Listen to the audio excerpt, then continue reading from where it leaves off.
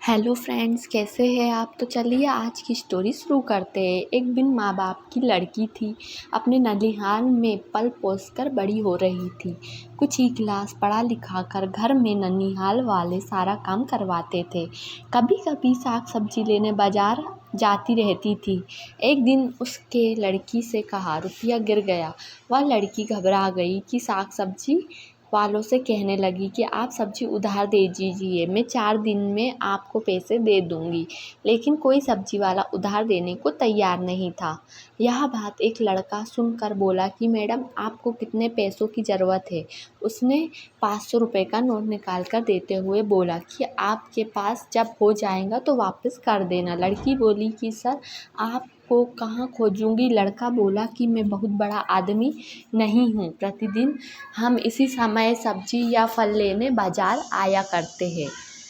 लड़की जब भी बाजार आती थी, लड़का भी संयोग से मिल जाता था। लड़की मिलकर शर्मिंदगी महसूस करती थी। लड़का भी कुछ नहीं कहता था। जब एक हफ्ता हो गया तो लड़की पूरी बात बताई कि सर, मैं अपने ननिहाल में रहती हूँ, सब्जी से रोज़ कुछ पैसे बचाती हूँ तो वही इकट्ठा करके दे दूँगी। लड़का बोला कि हमें आपसे कोई पैसे नहीं चाहिए। अगर कभी भी ज़रूरत पड़े तो हम आपकी मदद और कर देंगे। उसी दिन से वह लड़की जब देखती थी तो सर नमस्ते कहती थी। वह लड़का भी नमस्ते करके चल देता था, लेकिन उस लड़के से वह मिलकर बहुत खुश होती थी। लड़का भी उस लड़की से मिलने के बहाने आया करता था। कभी कभी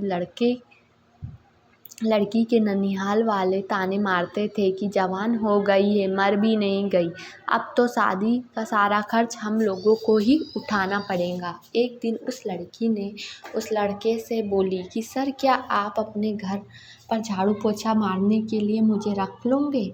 हमें अब ननिहाल में घुटन महसूस होती है। लड़का हंसते हुए बोला कि ठीक है, हमको अपने मम्मी पापा से पूछ लेने दीजिए। संयोग देखिए, वह एक ज़रूरी काम से बाहर चला गया। लड़की जब भी बाजार आती उसी लड़के की नज़रें ढूंढती थी। वह लड़की निराश हो गई। किसी ने शिकायत भी कर दी, सब्जी लेने के बहाने किसी लड़के से मिलती है। अब रोज़ ननिहाल वाले प्रताड़ित करने लगे थे। लड़की उपकर मन में सोच ली कि आज अगर वह लड़का नहीं मिला तो वह आत्महत्या कर लूँगी। अजीब संयोग देखिए, उस दिन वह लड़का तब तक दिखाई दे दिया। लड़की उस लड़के को देखकर अपने आंसुओं को रोक ना सकी और नम आँख से बोली कि सर, आप कहाँ चले गए थे। लड़की की नम आँखों को देख लड़का बोला कि आपसे एक बात बोलूं, आप नाराज़ तो नहीं होंगी। लड़की कही, सर बोलिए। लड़का बोला कि क्या आप मुझसे शादी करोगी। कोई